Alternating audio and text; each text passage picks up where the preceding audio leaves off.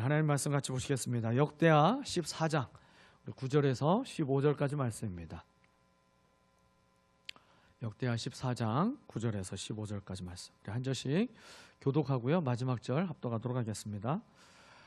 에티오피아 사람 세라가 유다를 치려고 100만 대군의 병거 300대를 이끌고 쳐들어와서 마레사에 이르렀다.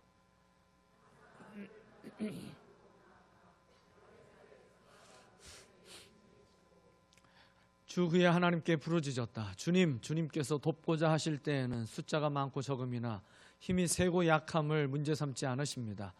우리가 주님을 의지하고 주님의 이름으로 이 무리를 물리치러 왔으니 주 우리의 하나님 우리를 도와주십시오. 주님은 우리의 하나님이십니다. 인간이 주님을 이기지 못하도록 해주십시오.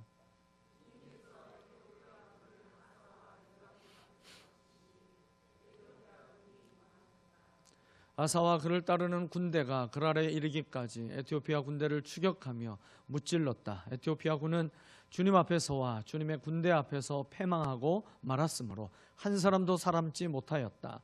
유다군은 대단히 많은 전리품을 얻었다. 주님께서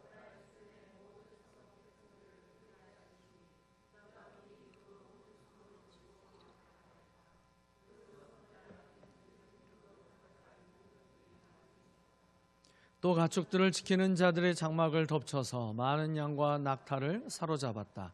그런 다음에야 예루살렘으로 돌아왔다. 아멘.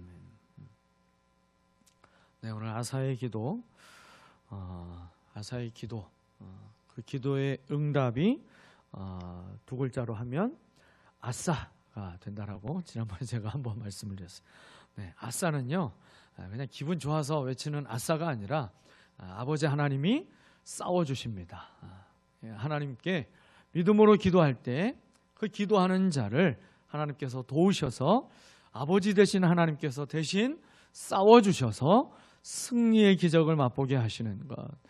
여러분 그 믿음의 기도, 그 기도에 좋은 모본이 되고 있는 오늘 이 아사의 기도에 대해서 오늘 우리가 함께 같이 보려고 합니다.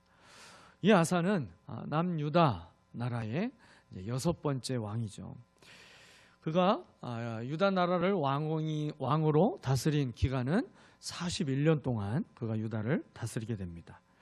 아사 왕은요, 다윗의 길을 걸어갔어요.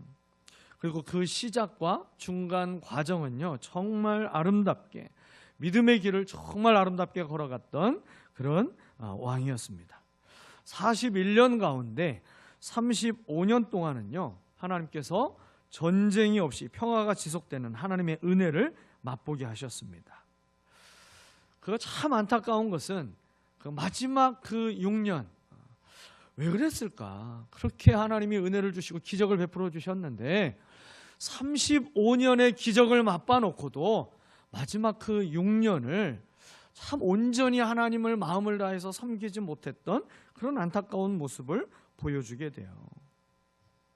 그가 온전히 하나님을 섬기지 못하고 세상을 의지하는 것으로 변질되어서요, 그가 마지막에 안타깝게 생을 마감하게 되잖아요. 하나님을 버리고 떠나는 사람, 하나님을 등지고 가는 사람, 심리도 못 가서 어떻게 될까요? 발병납니다. 이 아사왕이 발에 심한 병이 들어서 그래서 그 병으로 인해서 죽게 되잖아요. 하나님을 떠나서는 살 수 없는 것이 저와 여러분인 줄 믿습니다. 아사왕이 그렇게 참 안타깝게 마지막을 마쳤어요. 그런데요, 그가 그 마음으로 온전히 하나님을 섬겼을 때에는요, 놀라운 기적을 경험하게 돼요. 두 가지 기적으로 요약할 수가 있어요. 하나는요, 오늘 본문에 기록되고 있는 것처럼 이 에티오피아 왕 세라, 개역성경에서는 구스왕 세라다. 그 세라의 군대가 100만 대군을 이끌고 왔었잖아요. 100만 명의 대군, 그리고 300대의 병거를 이끌고 왔어요. 전차 부대가. 이 구스왕 세라, 에티오피아 왕 세라의 100만 대군과의 전쟁에서 승리를 하는 기적, 이것이 특별한 기적이었고, 또 하나의 기적이 있어요. 그게 뭐냐면 전쟁이 없이 평화의 일상이 지속되는 기적입니다. 여러분은 지금 어떤 기적을 맛보고 살아가고 있으십니까? 마치 이 백만 대군과 같은 큰 삶의 문제를 지금 이겨내며 그런 기적을 맛보고 계십니까? 아니면 평화의 일상이 지속되고 있는 기적을 맛보고 있습니까? 대부분은요, 감당할 수 없는 큰 어려움이 해결되는 것, 그것만 기적으로 생각을 해요. 그것만 기적이라 여기려고 합니다. 그런데요, 우리가 정말 기억해야 될 것은 일상의 평화가 지속되는 것, 우리가 마음껏 하나님을 일상에서 하나님을 섬기며 신앙으로 살아가는 것, 여러분 이것이 더 큰 기적이라는 사실을 우리는 기억해야 될 것입니다. 일상의 평화가 기적이라는 사실을 자주 우리는 잊어버리게 돼요. 그런데 이것이 기적이라고 하는 사실을 가끔 깨닫습니다. 언제 깨닫게 될까요? 일상이 무너졌을 때. 내 일상이 무너졌을 때, 아, 내가 일상을 살아가던 것, 그것 자체가 은혜였고 감사였고 기적이었구나. 여러분, 그거를 우리가 일상이 무너졌을 때 깨닫게 되잖아요. 건강 때문에 무너지든지, 아니면 관계가 무너져서 일상이 무너지든지, 아니면 물질의 문제로 무너지든지, 자녀의 문제로 무너지든지, 여러분 무언가 문제가 되어서 일상을 살아가는, 그렇게 평범하게 일상을 살아가는 것처럼 보이는 그 남들처럼 내가 살아가지 못한다고 느낄 때, 그때 우리는 누려왔던 일상이 기적이었다라는 것을 깨닫게 됩니다. 하나님을 온전한 마음으로 섬길 때 아사왕은요, 이 두 가지 기적을 모두 경험했던 사람이었어요. 그러니까 아사왕의 삶은 무엇의 연속이었다라는 거예요? 기적의 연속이었어요. 그럼 평안할 때에도 그 평안의 기적을 맛보았었고, 그리고 이 큰 어려움을 만났을 때에도 하나님의 큰 기적을 또 경험하게 됩니다. 저와 여러분의 인생에도 이 두 가지 기적이 날마다 일어나게 되기를 축원합니다. 하나님을 온전하게 믿고 섬기며 살아가는 인생은요, 단 한순간도 기적이 아닌 순간이 없게 되는 거예요. 문제를 통해서 기적을 경험하든지, 일상의 삶이 지속되면서 기적을 경험하든지, 둘 중에 하나에 늘 속해 있게 되는 것입니다. 지금 여러분에게 어떤 기적이 일어나기를 원하십니까? 지금 큰 삶의 문제를 만난 분은 그 문제가 해결되는 기적을 우리가 경험하기를 원할 수 있겠죠. 아니면 하나님을 섬기며 살아가는 지금의 이 일상의 평안함이 깨지지 않고 지속되기를 원하는, 어떻게 보면 더 큰 기적을 원하는 분도 계실 텐데요. 여러분, 어떤 기적을 원하든지 간에 그 출발은 동일합니다. 바로 기도에서 출발합니다.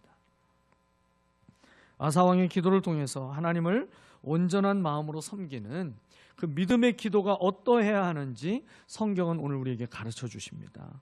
아사를 통해서 우리가 기도를 배우고요, 우리의 삶에 그 기도를 적용해 보는 시간이 되었으면 좋겠습니다.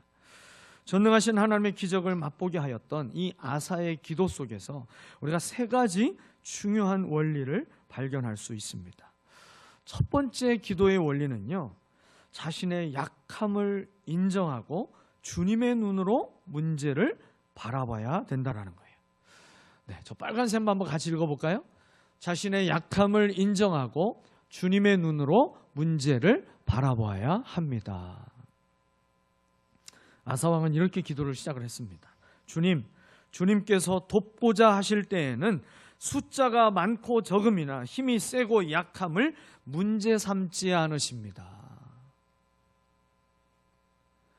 하나님이 문제 삼지 않는 것을 우리는 참 중요한 것으로 생각하며 문제 삼고 살아가고 있는 것, 여러분 이 차이가 굉장히 크다라는 거 느껴지시죠? 같은 말씀을요, 우리 개역 성경에서는 뭐라고 말씀하고 있냐면, 여호와여 힘이 강한 자와 약한 자 사이에는 주밖에 도와줄 리가 없사오니, 그렇게 기록하고 있어요. 아사왕이 자신과 유다의 군대에 대해서 뭐라고 표현했어요? 약한 자다, 그렇게 표현했잖아요.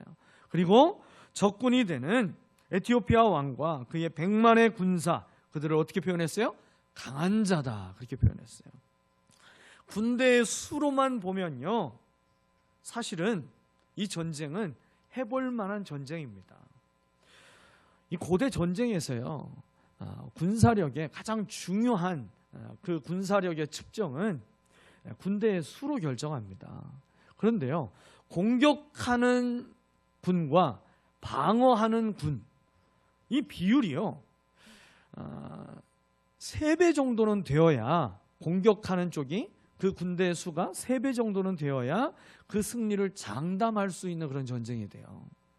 왜냐하면 지금 이 에티오피아 군대가 지금 이 유다까지 오는 그 거리를 한번 계산을 해보면요, 어느 정도 거리나 되냐면 대략 한 1500km 정도 됩니다.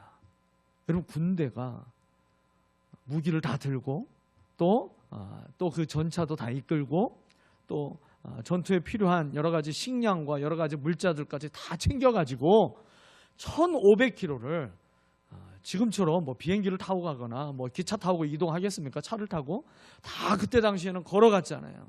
걸어서 1500km를 걸어와가지고 그 원정을 와서 지금 전쟁을 치러야 되는 상태예요. 여러분, 그런 군대가 1대1의 비율로 전쟁해서 지금 싸워서 이길 수 있을 것 같아요? 절대 가망이 없습니다. 그래서 3배 정도의 숫자는 되어야 이길 수 있는 그 승산이 있어요. 근데 지금 2배가 조금 못 되는 숫자가 되긴 해요. 100만이고 지금 유다의 군대는 58만이에요. 근데 결정적인 차이는 병거가 있다라는 거죠. 병거가 이 마차가 300대나 있는 거예요. 오늘날로 하면 전차가 보병만 있는 거하고 탱크가 있는 그 군하고 서로의 전력의 차이가 있는 것처럼 그런 비유로 생각을 하시면 될 것 같습니다. 병거가 300대나 있기 때문에 상대적으로 지금 이 에티오피아 군대가 훨씬 더 강력한 군대로 여겨질 수밖에 없는 거죠. 자, 이런 상황 앞에서 이 아사 왕은요, 국가적 위기 앞에서 하나님 앞에 이제 자신과 유다의 모습을 있는 그대로 그렇게 아뢰면서 기도하기 시작합니다. 이제 누가 봐도 적들은 강한 자이고 유다는 약한 자라고 하는 것을 이 아사 왕은요, 그대로 인정하며 기도하기 시작합니다. 여러분, 자신의 약함을 인정할 줄 아는 것, 그게 뭘까요? 겸손입니다. 겸손한 자는요, 인정이 빨라요. 근데 겸손하지 않으면요, 인정보다 변명이 빠릅니다. 그리고 자꾸만 자기를 포장하려고 하는 게 더 빨라지죠. 겸손하지 않으면 인정하는 것이 잘 안 됩니다. 죄는요, 우리의 본능을 교만으로 이끌어가지 절대 겸손으로 이끌어가지 않습니다. 교만으로 이끌어가기 때문에 약함을 인정하지 않게 되고요, 자꾸만 강한 척 하도록 만들게 되고, 그리고 자신을 포장하게 만드는 거죠. 하나님 앞에 나아가는 사람에게 필요한 자세는 겸손입니다. 겸손. 교만으로 하나님께 나아가는 사람에게 기도 응답은 기대할 수 없는 것이죠. 자신의 무능과 그리고 자신의 무지와 그리고 자신의 부족함을 인정할 줄 아는 겸손이 필요합니다. 여러분, 내가 세상에서 아무리 많은 것을 안다고 할지라도 여러분, 하나님 앞에서 우리가 자랑할 수 있는 지식과 지혜가 무엇이 있겠습니까? 박사학위를 한 20개 정도 따면 하나님 앞에 좀 자랑할 만할 수 있을까요? 아니요. 하나님의 가장 미련하고 무지한 것이 인간의 가장 지혜로운 것보다도 훨씬 더 뛰어나다라고 성경은 분명하게 말씀하죠. 내가 아무리 세상에서 힘이 세다고 한들 하나님 앞에서 자랑할 수 있겠습니까? 또 내가 세상에서 아무리 많이 가졌다고 한들 우주를 창조하신 하나님 앞에서 내가 좀 어깨에 힘을 주며 내놓을 수 있는 여러분 그런 재물이 세상에 어디 있겠습니까? 하나님 앞에서 나의 약함을 인정할 줄 아는 겸손한 사람이 될 때 여러분, 우리가 인생을 살아가면서 실패를 반복하지 않도록 우리의 시간을 세이브하는 하나님의 은혜를 경험하게 되는 것입니다. 자신의 약함을 인정할 줄 아는 겸손이 있게 되면요, 그 겸손한 자가 그 다음이 가능하게 된 거예요. 그 다음이 뭐예요? 주님의 눈으로 문제를 바라보는 거예요. 내가 약한 자라고 하는 사실은 내가 만난 그 인생의 문제의 크기에 비해서 내가 작고 약하다라고 하는 그 의미도 되기도 하지만요, 하나님이 크고 강하시기 때문에 그 하나님 앞에서 내가 작고 연약한 자임을 고백하는 것입니다. 아사 왕은 적들이 크고 강한 자이기도 하지만 하나님께는 적들의 숫자가 얼마가 되든지 간에 또 저들이 얼마나 힘이 세든지 간에 그것이 문제가 되지 않는다라고 그렇게 이야기하며 기도하고 있잖아요. 여러분, 문제를 자신의 눈으로 보는 것이 아니라 주님의 눈으로 보게 되면요, 문제는 문제가 되지 않는다는 사실을 우리는 기억해야 됩니다. 전능하신 하나님을 온전히 신뢰할 때에만 오늘 이 아사왕과 같은 믿음의 고백이 가능한 것이죠. 아사왕이 믿고 있는 하나님의 크기가 얼마나 큰지 한번 여러분 생각해 보십시오. 아사왕이 믿고 있는 하나님의 크기, 그 눈앞에 펼쳐져 있는 100만의 군사와 그리고 병거 300대가 전혀 문제가 되지 않을 만큼 하나님은 크신 하나님이시라는 것입니다. 여러분, 우리 하나님은 그렇게 크신 하나님이신 줄 믿습니다. 아무리 군대가 많을지라도 하나님의 입기운이면 다 멸망하게 되는 것이고 하나님의 콧바람이 불면 날아가게 되는 수준이, 여러분, 이 세상에 큰 군대라 할지라도 그 정도 수준밖에 되지 않는다는 거예요. 내가 믿는 하나님의 크기가 클수록 문제 앞에서 우리의 마음이 적게 흔들리게 돼 있어요. 문제를 만나고 전혀 당황하지 않고 전혀 흔들리지 않는 사람은 지금까지 보지는 못한 것 같습니다. 저 또한 그렇고요. 어려운 일을 만나고 내 힘으로 극복하기 어려운, 어떻게 해야 되나 답이 보이지 않는 그런 삶의 문제를 만나게 되면 당황하게 되죠. 그런데요, 하나님의 크기가 큰 사람은요, 이 흔들림이 금방 잦아드는 거예요. 그리고 다시 하나님의 평안을 빠르게 회복하는 이 은혜 안에서 평안의 회복력이 빠르게 나타나더라는 것이죠. 아사는 하나님을 크신 하나님으로 보고 그렇게 믿었습니다. 그렇게 하나님을 그렇게 크신 하나님으로 보았기 때문에 그에게 있었던 그 문제는 주님의 눈으로 보게 되면 이건 아무 문제가 되지 않는다라고 지금 그의 기도를 통해서 고백하고 있는 것입니다. 저와 여러분도 겸손으로 주님께 나아가서 전능하신 주님의 눈으로 문제를 바라볼 줄 아는 믿음의 사람이 되기를 원합니다. 두 번째 기도의 원리는요, 주님의 영광을 위해서 승리를 구해야 된다라는 거예요. 이 문제가 해결돼야 되는 이유와 목적이 무엇에 있느냐라는 거예요. 아사의 기도를 한번 더 보십시오. 우리가 주님을 의지하고 주님의 이름으로 이 무리를 물리치러 왔으니 주 우리의 하나님, 우리를 도와주십시오. 주님은 우리의 하나님이십니다. 인간이 주님을 이기지 못하도록 해주십시오. 이 아사의 기도를 통해서 응답받는 기도의 중요한 원리를 우리에게 가르쳐 주셨어요. 아사의 기도에서 볼 수 있는 이 전쟁을 하러 나온 이유와 그 전쟁에서 승리해야 되는 이유와 그 목적이 뭐예요? 오직 주님의 영광입니다. 오직 하나님의 영광을 위해서 이 전쟁에서 이기게 해달라고. 여러분, 다윗이 골리앗을 쓰러뜨릴 때 뭐라고 했는지 기억이 나시죠?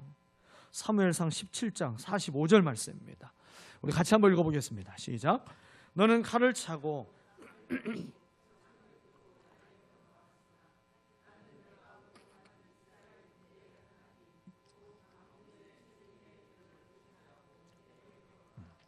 다윗이 지금 골리앗을 향해서 나아갈 때 그에게 있는 무기가 무엇인지, 무엇 때문에 지금 골리앗에게 용감하게 나가고 있는지 그 이유와 목적을 분명하게 밝히고 있어요. 만군의 여호와의 이름 때문에, 그 여호와 하나님의 이름을, 그 명예를 더럽히고 있는 저 골리앗을 향하여서 그가 비록 작고 연약하고 부족할지라도 그 여호와 하나님의 이름을 위하여서, 그 여호와 하나님의 영광을 위하여서 다윗이 나아갔다라는 것이죠. 아사왕도 세라의 100만 대군을 상대할 때 지금 무엇을 의지하며 나왔다고 얘기했습니까? 주님의 이름으로 이 무리를 물리치러 왔으니 그랬잖아요. 여러분, 주님의 이름을 위하여 싸우는 전쟁이었기에 주님이 승리를 주십니다. 아사는 계속해서 주님을 향한 중심의 그 신앙을 고백하며 기도했어요. 주님은 우리의 하나님이십니다. 주님의 이름을 의지하며 나아가오니 주님이 하나님 되심을 적들이 알게 하여 주옵소서. 지금 아사가 그렇게 기도하고 있는 것이죠. 여러분, 참으로 믿음이 충만한 기도의 모범이라고 말할 수 있는 거예요. 주님의 이름이 가슴에 살아있는 사람이 믿음의 사람인 줄 믿습니다. 주님의 이름을 위하여 싸우는 전쟁에 주님이 주인이 되어주셔서 개입해 주시고요, 싸워주시는 은혜를 베풀어 주시는 것입니다. 여러분, 나의 이름이 높아지기를 원하고, 그리고 내가 영광을 받기 원하는 마음의 중심, 여러분, 우리의 마음속에 무엇이 그 중심에 있는지 주님은 다 아십니다. 우리가 온전히 주님의 이름을 위하여 싸우려고 하는 것인지, 아니면 내가 인정받고 싶어하는 그 마음이 있어서 지금 이 전쟁에 싸우러 나가는 것인지, 하나님의 영광인지, 아니면 내가 사람께 인정받고 그렇게 내가 영광을 받기 위해서 전쟁에 나가고 있는 것인지, 그 마음의 중심을 주님은 잘 알고 계세요. 그래서 온전한 마음으로 하나님을 섬기는 자의 기도를 주님은 받으시고 승리의 기적을 베풀어 주시는 것입니다. 사랑하는 여러분, 우리의 질병이 나아야 할 이유와 목적은 주님의 영광을 위해서입니다. 관계의 문제가 해결돼야 될 이유와 목적도 주님의 영광 때문입니다. 물질의 문제가 해결돼야 될 이유와 목적도요, 주님의 영광 때문입니다. 사업이 잘 되고 자녀가 잘 되고 그리고 직장에 취업이 돼야 할 이유와 목적도 주님의 영광이어야 되는 것입니다. 우리의 가정과 그리고 목장과 그리고 교회가 잘 되고 부흥해야 될 이유와 목적도요, 오직 주님의 영광인 줄 믿습니다. 우리를 통해서 승리를 이루시며 그리고 영광을 받으실 그 주님의 이름을 여러분 날마다 찬양하게 되시기를 축복합니다. 마지막으로 가르쳐주고 있는 기도의 원리 세 번째가 있어요. 그건 뭐냐면 순종으로 기도를 완성해야 한다라는 거예요. 우리 세 번째 빨간색만 같이 읽어보겠습니다. 순종으로 기도를 완성해야 합니다. 네. 잘 기억하고 있으신지? 첫 번째 원리가 뭐라고요? 좀 길긴 했죠. 자신의 약함을 인정하고 주님의 눈으로 문제를 바라보라는 거였어요. 두 번째는요, 네, 주님의 영광을 위해서 승리를 구해야 된다. 주님의 나의 부귀와 영화를 위한 것도 아니야. 우리 자녀들이 잘 먹고 잘 살기 위해서 그렇게 우리가 승리를 구해야 되는 것도 아닌 것입니다. 오직 주님의 영광을 위해서. 자, 세 번째가 바로 순종으로 기도를 완성하라는 거죠. 여러분, 아사의 기도는요, 단순히 간절한 외침으로 그치지 않았습니다. 그는 하나님께 의지하면서 적들을 향해서 나아갔어요. 그리고 하나님께서 그 기도에 응답하셔서 그 적의 100만의 군사와 병거들을 전부 다 무찌를 수 있도록 이 아사의 군대를 사용하십니다.